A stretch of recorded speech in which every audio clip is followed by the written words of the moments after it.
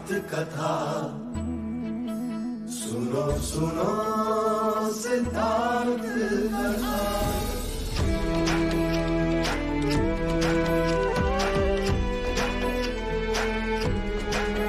संसार में दुख का कारण क्या, संताप शोक का निवारण क्या। संसार में दुख का कारण क्या, संताप शोक का निवारण क्या। इस खोज में सब कुछ त्याग दिया, हर वैभव से वैराग लिया। वो सृष्टि से संयुक्त हुए, सिद्धार्थ से गौतम बुद्ध हुए।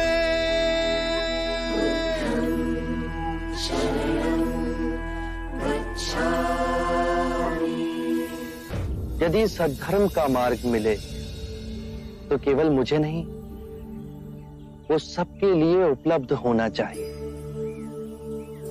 और अंत में मेरी भयानक परीक्षा हुई।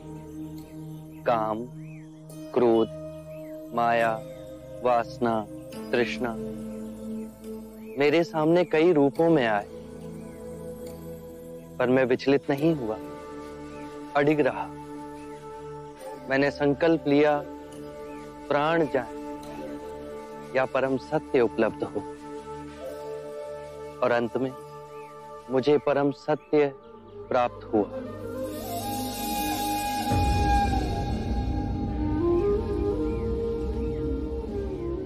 हे पुरुष बुद्ध, मुझे उस मार्ग पर पहला पग रखना तो सिखाओ। कारण और प्रभाव की सूक्ष्म और अदृश्य श्रृंखला से पूरी सृष्टि बंधी। यदि तुम अच्छे कृत्य करोगे तो ताल की लहरों की तरह जन्म जन्म उसकी तरंगे तुम्हारे जीवन को कंपित करेगी, तुम्हें बौद्धित्व तक पहुंचाएगी। उसी के विपरीत यदि तुम बुरे कृत्य करोगे तो उसकी बेड़ियां जन्मों तक तुम्हें बांधेगी और घसीटती जाएंगी। पर जहां खड़े हो, जिस क्षण में हो, यदि उस क्षण में स्थिर हुए, शांत हुए, तो तुम अपने अंदर एक मध्य बिंदु को पाओगे, जिसे ना दुख होता है ना सुख, जो इस कार्य कारण सिद्धांत की पूरी श्रृंखला को तोड़ के तुम्हें परम सत्य से जोड़ता है।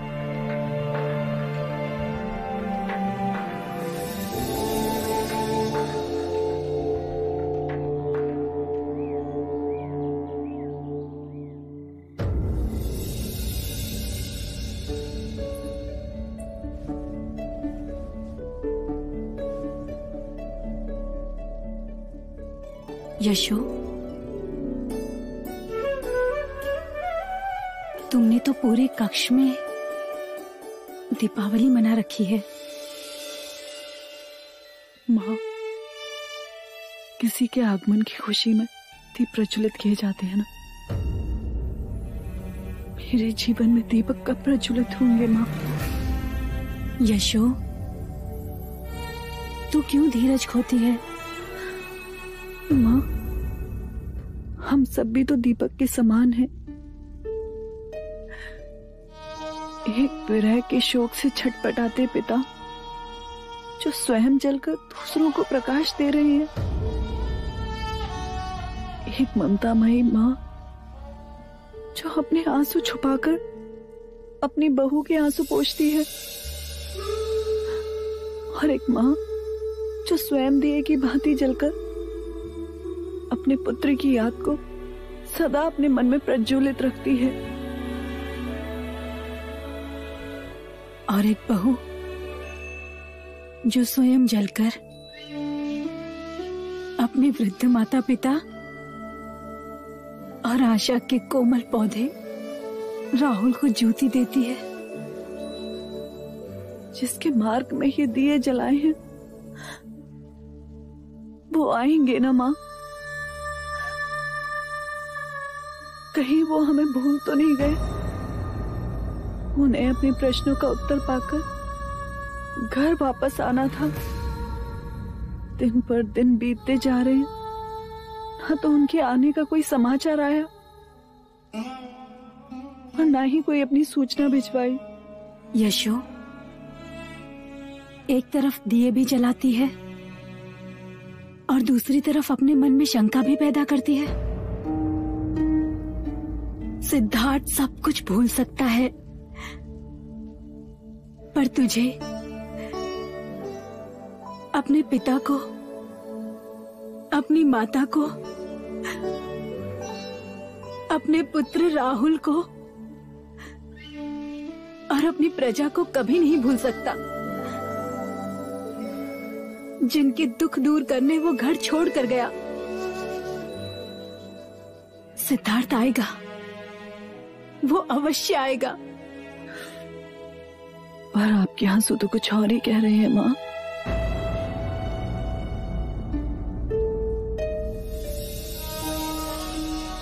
और कितनी प्रतीक्षा करूं माँ? कब तक दिए की भांति दिन रात जलती रहूं? कब तक इस कक्ष को यूं ही सजाती रहूं जिसका आधिपत्य मुझे भूल गया है? लौटता ही नहीं माँ।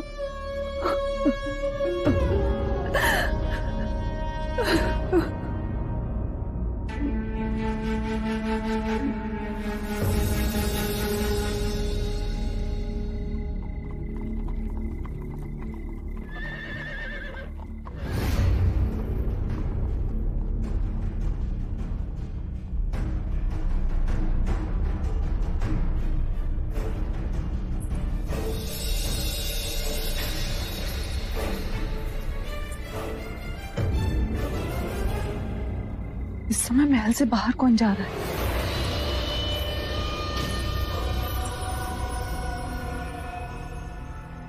मेरे पुत्र का रूप तो अत्यंत मनमोहक है।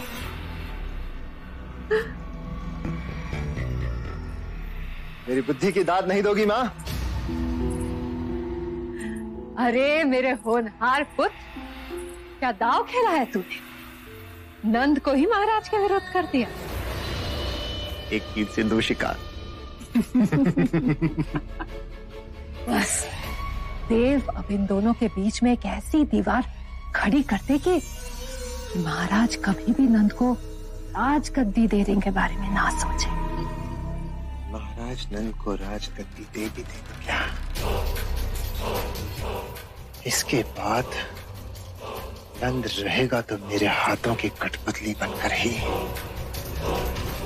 रंग भवन की लत एक बार उसे लग गई तो राजकाज सब भूल जाएगा।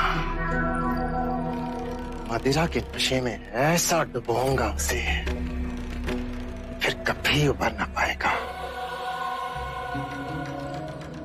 वासनाओं के धागे से ऐसा बांधूंगा उसे गणिकाओं के साथ कि फिर उसका पतन निश्चित है।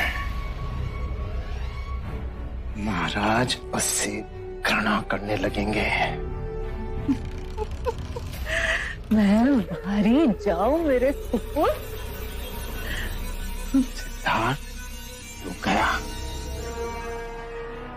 अब नंद को ऐसे कुएं में धकेलूंगा कि जीवन भर वहीं सड़ता रहेगा।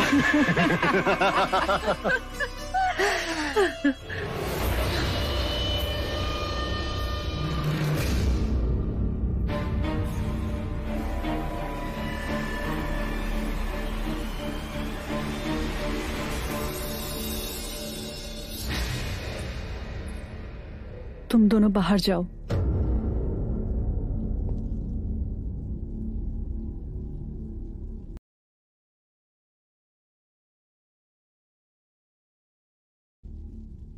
कहाँ जा रहे हो नंद? जानता था आप भी मुझे नैतिकता का पाठ पढ़ाने के लिए अवश्य आएंगे, परंतु आपके जानकारी के लिए भी बता दूं, मैं ज्येष्ठ देवदत्त के साथ रंग महल जा रहा हूं। अपने माता पिता की आज्ञा के बिना उन्हें चोट पहुंचाकर? चोट? ज्येष्ठ सिद्धार्थ जाते थे तो उन्माद का विषय, और मैं जाऊं तो चोट। बस नंद,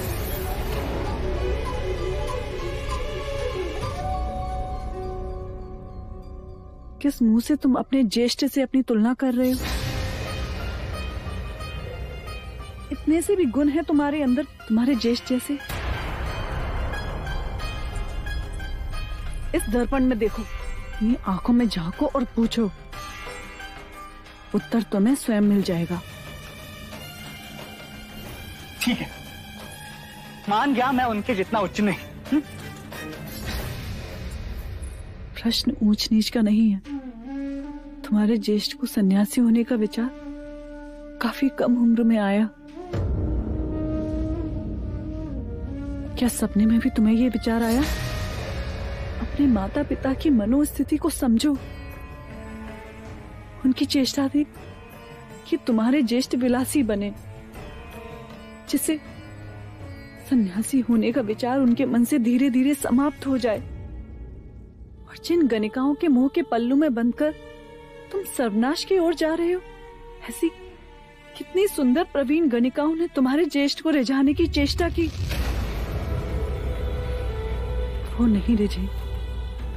सारी गणिकाओं ने तुम्हारे ज्येष्ठ के सामने हार मान ली। तुम अपनी तुलना अपने ज्येष्ठ से कर रहे हो तो सत्य सुनो,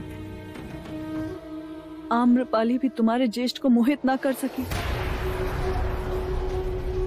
कीचड़ में खिलने वाला हर फूल कमल नहीं होता नंद। और फिर तुम्हारे ऊपर तो बहुत सारी जिम्मेदारी है। महाराज से लेकर कपिलवस्तु की सारी प्रजा को तुम्हें ही संभालना है। तुम भविष्य हो हमारा।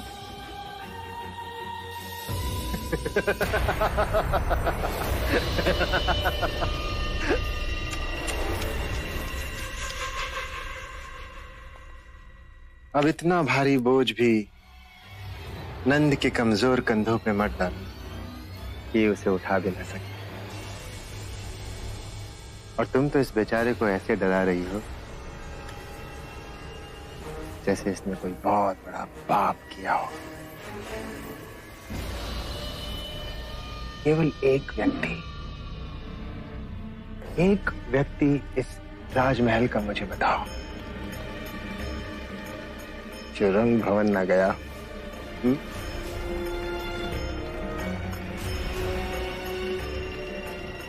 है कोई जवाब? नहीं है ना? तो नंद क्यों ना जाए?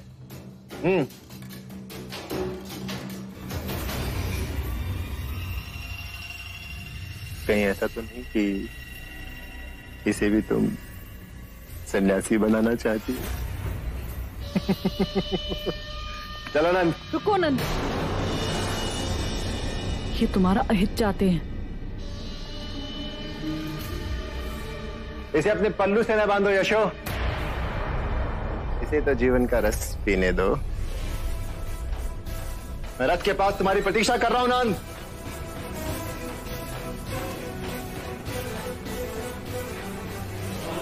नंद,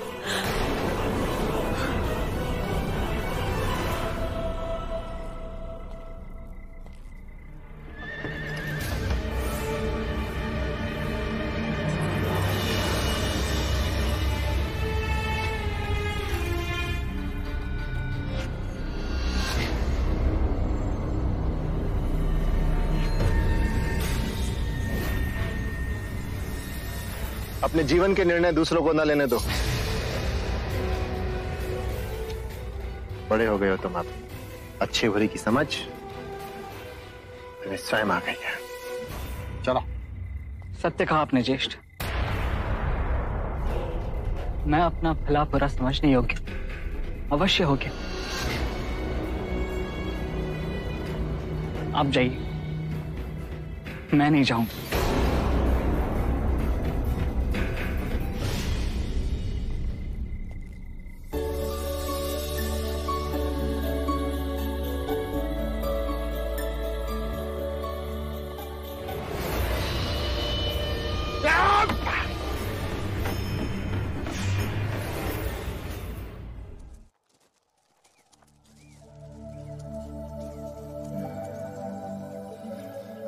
अरे वाह, मस्त।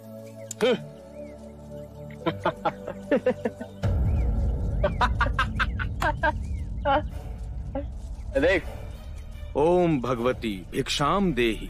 हट्टे कट्टे हैं, नौजवान है, फिर भी कटोरा उठाकर भीख मांगते फिरते हैं, शर्म भी नहीं आती इन्हें। अरे भाई, बगैर पसीना भाई मुफ्त की रोटियां तो तोड़ेंगे। अरे ये बुद्धा मनुष्य का कल्याण क्या करेगा जो अपनी पत्नी को विधवा छोड़ घर से चला आया है। ये तो पूरे समाज को निर्वंश बना देंगे। चले जाओ यहाँ से, वापस आने का साहस भी ना करना, जाओ।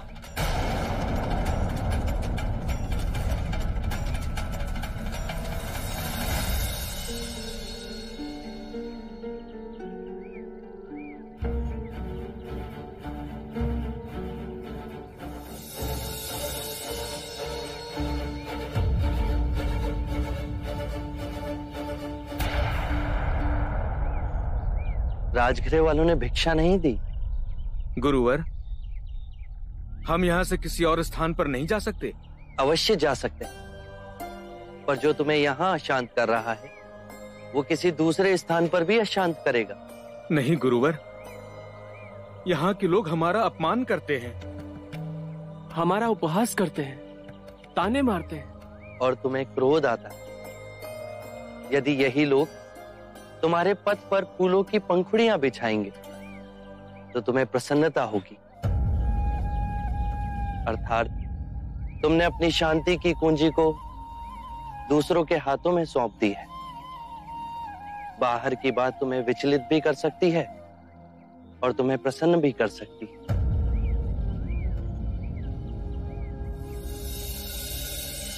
गुरुवर, हमसे ही भूल हुई। यदि बाहर के कारण दुख और क्रोध हमारे मन में है तो हमने ही मन से आपके संदेश को ग्रहण नहीं किया है।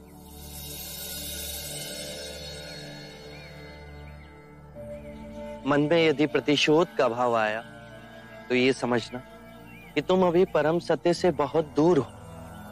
आप कहते हैं तो मन क्षण में समझ जाता है। एक बात हमेशा याद रखना कि कोई भी नई बात लोग आसानी से ग्रहण नहीं करते। तुम उनकी सदियों पुरानी धारणाओं को तोड़ रहे हो। वो तुमसे प्रेम नहीं करेंगे। पहले पहले वो तुम्हारा उपहास करेंगे, फिर हिंसक होंगे, फिर तुम्हारी उपेक्षा करेंगे, फिर तुम्हें स्वीकार करेंगे। ये परिवर्तन तुम स्वयं देखोगे। बस अपना धैर्य और सहनशीलता ना छोड़ना।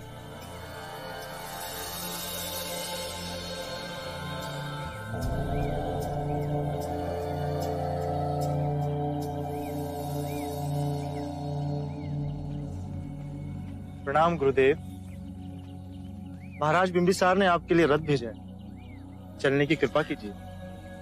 धन्यवाद, परंतु आप महाराज से कह दीजिएगा कि मैं अपने भिक्षुओं के साथ राजमहल चलकर आ रहा हूं।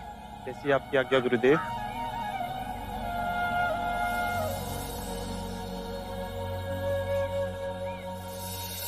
मेरा बच्चा, मेरा बच्चा। बहन, अब इसके अंतिम संस्कार का समय आ गया है। नहीं, भगवान, भगवान मेरे बच्चे को जीवित कर दो। तुमने इसके प्राण लिए, अब तुम इसके प्राण लौटा दो। मेरा बच्चा। किसा गौतमी, जो मर गया लौट कर नहीं आता। कोई है, कोई है जो मेरा दुख समझेगा।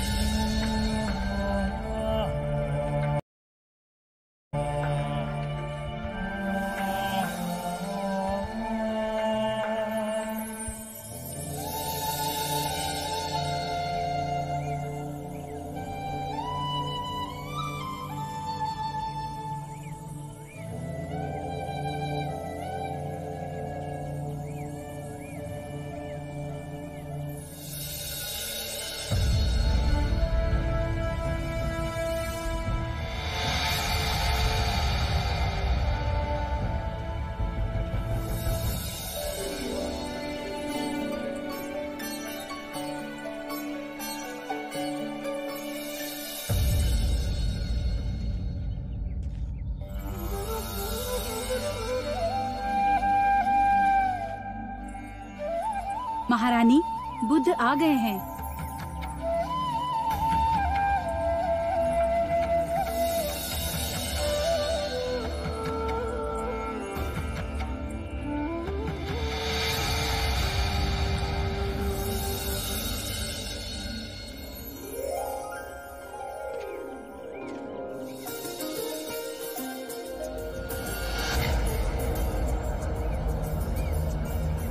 ये मेरी पत्नी है, महारानी वैदी। ये मगध के कुलगुरु, सभ्यता और संस्कृति के धरोहर, मगध के सेनापति और मगध के महामहिम मंत्री। आइए, आपका स्वागत है।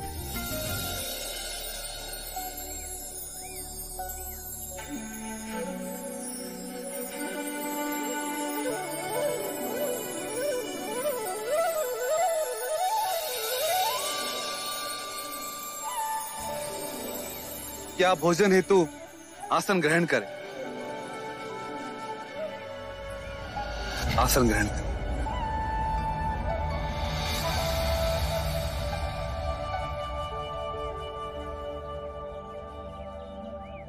मैं आप सभी से विनती करता हूं कि आप भोजन हेतु आसन ग्रहण करें।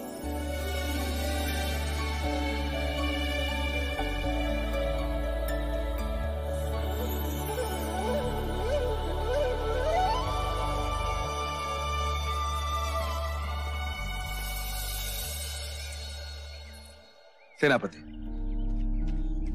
युवराज अजातशत्रु कहाँ है? वो प्रशिक्षण क्षेत्र में शस्त्रों से अभ्यास कर रहे। क्या उन्हें किसी ने सूचना नहीं दी कि आज स्वयं बुद्ध यहाँ पधारने वाले हैं? उन्हें ज्ञात है महाराज। आपने भी उन्हें सूचित नहीं किया? पर मैंने तो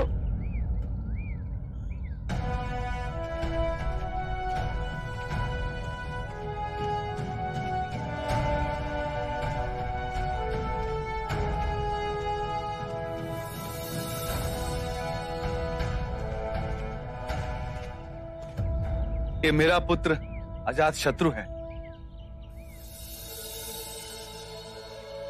आशीर्वाद लो।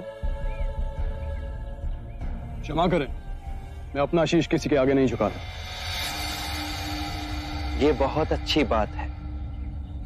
किसी के दबाव से शीश झुके, ये बुरा है। कहने का अर्थ है, जब तक मन में सम्मान ना हो तो किसी के आगे शीश झुकाना। परेशान ना हो, मैं समझ गया। फिर कोई विशेष उपलब्धि भी तो होनी चाहिए। शस्त्र विद्या में निपुण हूं। कभी अपने हाथ से तलवार बनाई है? मैं युवराज हूं, मैं तलवार क्यों बनाऊं? हाँ, युवराज शस्त्र बना सके ये तो आवश्यक नहीं, पर जब शस्त्र बनाने वाला तुम्हारे समक्ष कोई तलवार लाता है तो कैसे अनुमान लगाते हो कि उस तलवार के क्या गुण हैं? उसकी धार को देखकर, उसे चला उसकी चपलता माप कर। अर्थात किसी भी बात का परीक्षण किए बिना तुम नहीं मानते? जी। यदि धूप खिली हो तो उसकी ऊष्मा कैसे नापते हो? कहना कठिन है। सरल है, बहुत सरल। जिसे जितनी धूप की आवश्यकता होती है वो अपने स्वभाव के अनुसार उसे ग्रहण कर लेता है। घास का तिनका अपने अनुसार, सूरजमुखी अपने अनुसार और ताड़ का वृक्ष अपने अनुसार। ताड़ का वृक्ष तो ऊपर और ऊपर उठता है सूर्य की किरण को पाने के लिए। तुमने एकदम सही पहचाना। इतना शक्तिशाली, इतना विशाल ताड़ का वृक्ष ऊपर की ओर ही उठता है, अर्थात ऊपर उठना प्रकृति का नियम है।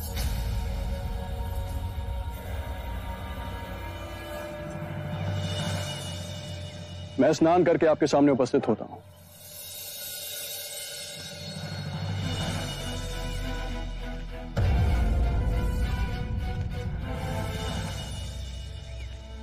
ना समझ है उसकी ओर से मैं आपसे क्षमा मांगता हूं।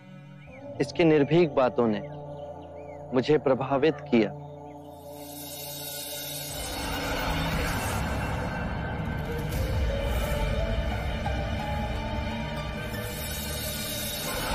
नहीं जाएगा मेरा बच्चा, कहीं नहीं जाएगा।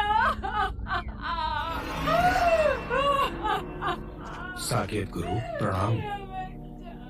इस पगली को समझाइए, बच्चे का क्रियाकर्म करना है और ये अपने बच्चे को छाती से चिपकाए हुए है, छोड़ती ही नहीं। गुरुजी मेरे बच्चे को बचा लो, मेरे बच्चे को बचा लो गुरुजी, देखो बच्चे को बचा लो। समझो तुम्हारा दुख दूर हुआ। एक व्यक्ति है जो इसे जीवित कर सकता है। कौन है गुरुजी? उस व्यक्ति के चरण तो हमारे महाराजा भी छूटे। उनके पास सभी प्रश्नों के उत्तर हैं।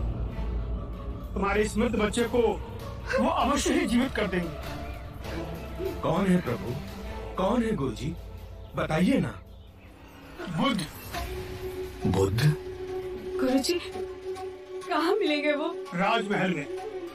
वहाँ जा और बुद्ध का नाम पुकार। मेरा बच्चा।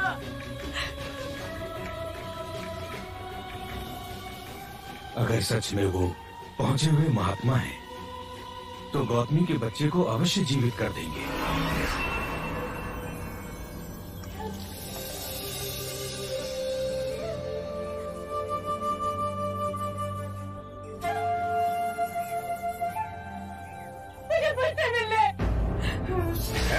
इधर क्यों आई है? तेरा इधर कोई काम नहीं है, चल यहाँ से। कृपया कीजिए, मुझे अंदर जाने दीजिए। मुझे बुद्ध के पास जाना है। इस नेटर की दुआई कोई नहीं सुनेगा क्या? मुझे जाने दीजिए। रुक। छोड़ो मुझे। इन्हें आने दीजिए।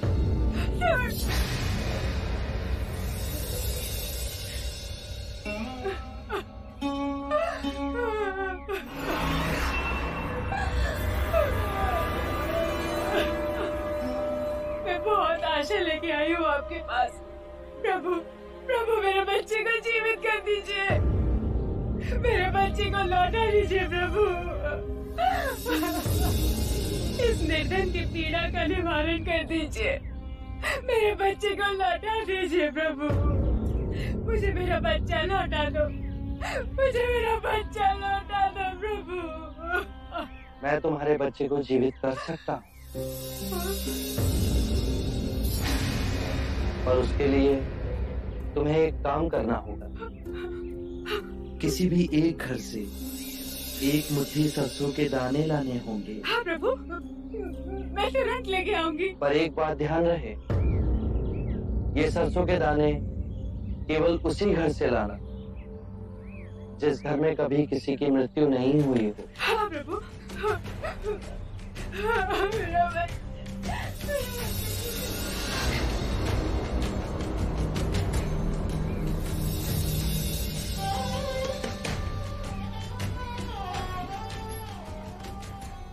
एक मुट्ठी सरसों का दाना मिलेगा? हाँ अवश्य मिलेगा। मांगा भी तो इतना सा। परंतु एक बात बताइए, आपके यहाँ किसी की मृत्यु तो नहीं हुई ना? बहन क्या बताओ, 6 माह पूर्व मेरे माता और पिता दोनों मृत्यु को प्राप्त हो गए। क्षमा कीजिए, मैं आपसे सरसों नहीं ले पाऊंगी।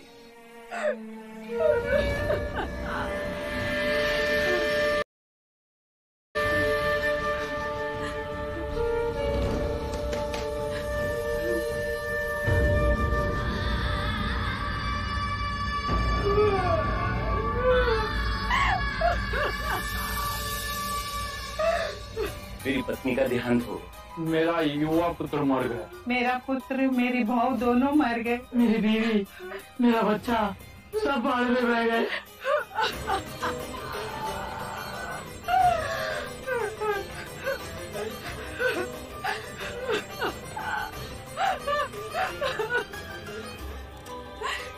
सुनिए,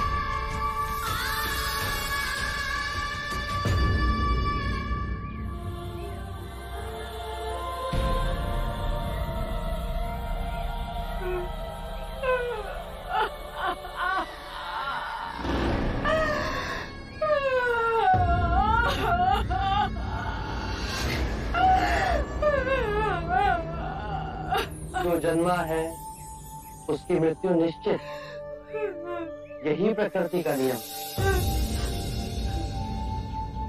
चाहे युवा हो या वृद्ध, या ज्ञानी हो या अज्ञानी, मृत्यु सभी को आनी। ये बात मैं तुमसे पहले कहता तो क्या तुम इसे मानती?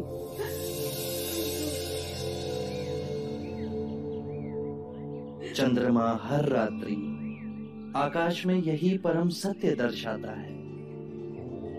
पहले वो खिलता है, फिर उगता है और पूर्णिमा को पूर्ण गोलाकार आकार लेता है, और अमावस्या को वो लुप्त हो जाता है। परंतु वो लुप्त नहीं हुआ, वो केवल अप्रगट हुआ। तुम्हारा पुत्र अभी जीवित है, परंतु तुम्हारे अंतर में। हाँ, उसकी अटखेलियां, उसका बालपन। तुम शांत हुई तो समझ सके। परम सत्य ये है कि जब तक सृष्टि रहेगी, दुख मनुष्य के साथ छाया की तरह चलेगा। इस दुख का कारण है वस्तु से स्वयं को बांधना, ये जानते हुए कि वस्तु क्षणभंगुर है।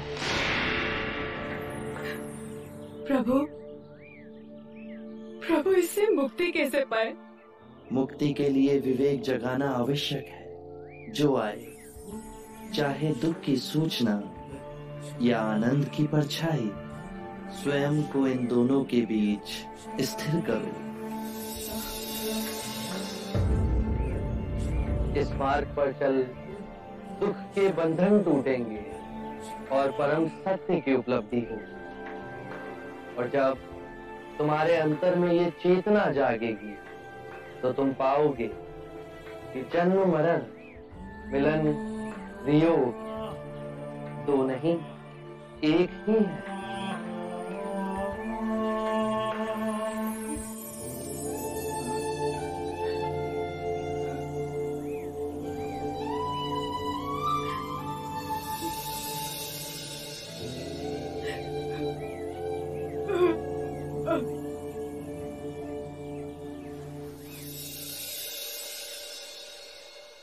मैं आपसे विनती करना चाहता,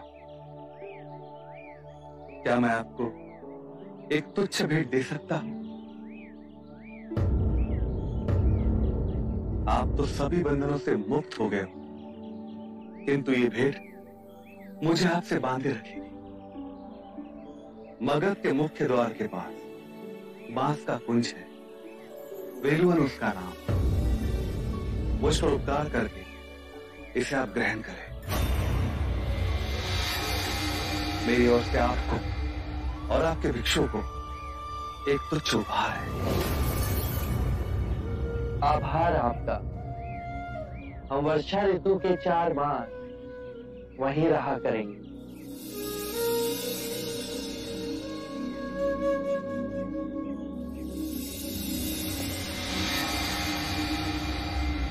हे अजय, हे अभय, मृत्यु को परास्त करने वाले, मेरी ओर से यह तुच्छ भेंट स्वीकार करें।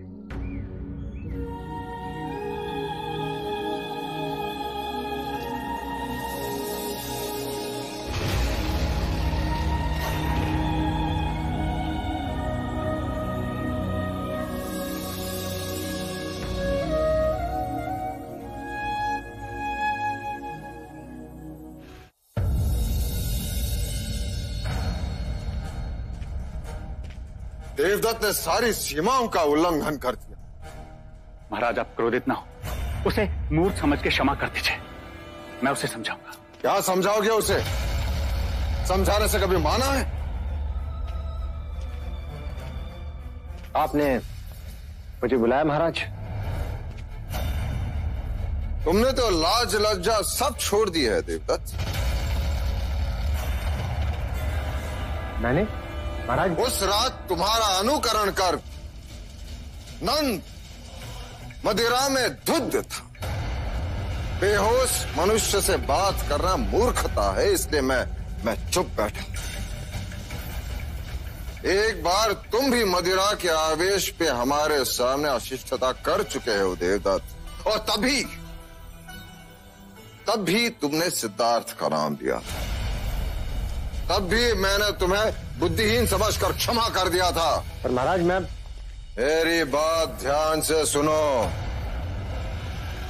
ये हमारी तुम्हें अंतिम चेतावनी है।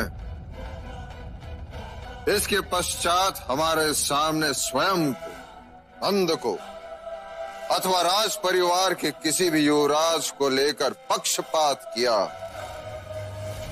उसका बहुत बड़ा दंड तुम्हें भुगतना होगा।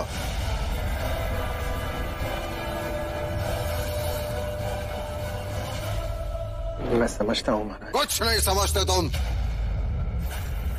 मेरे मना करने पर उस रात नंद को उकसाकर तुम रंग भवन ले जा रहे थे। मैं नंद को नहीं लेके गया महाराज, वो केवल नंद का आग्रह था। तुम ज्येष्ठ हो,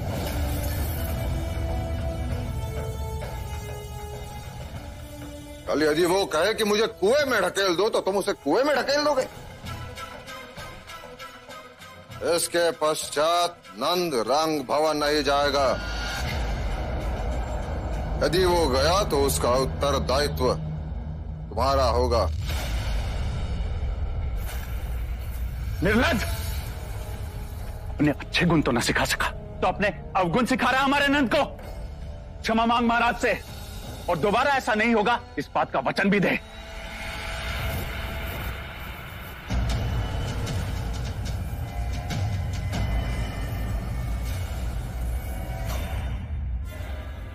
ऐसे नहीं, चरणों में गिर के क्षमा मांग, क्षमा मांग।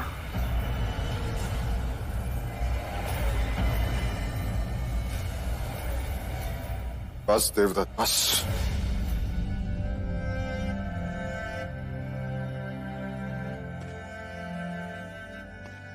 देवदत्त, तुम ज्येष्ठ हो, हमारे सबसे प्रिय हो। तुम बार बार वही गलती दोहराते हो, उससे बड़ी पीड़ा होती है। मैं ना समझू महाराज।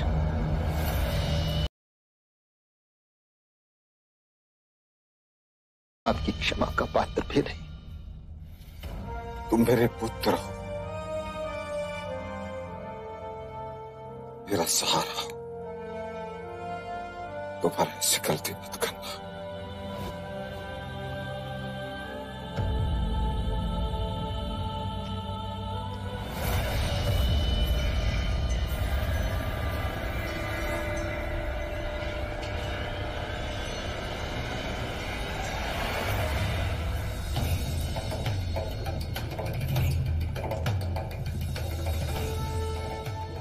अपमान के इस घूंट को पी जाओ देवदत्त।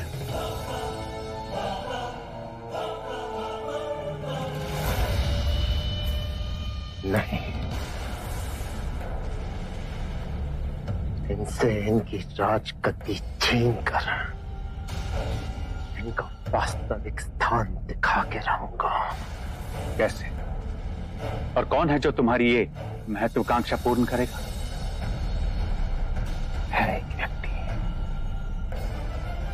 अजात शत्रु।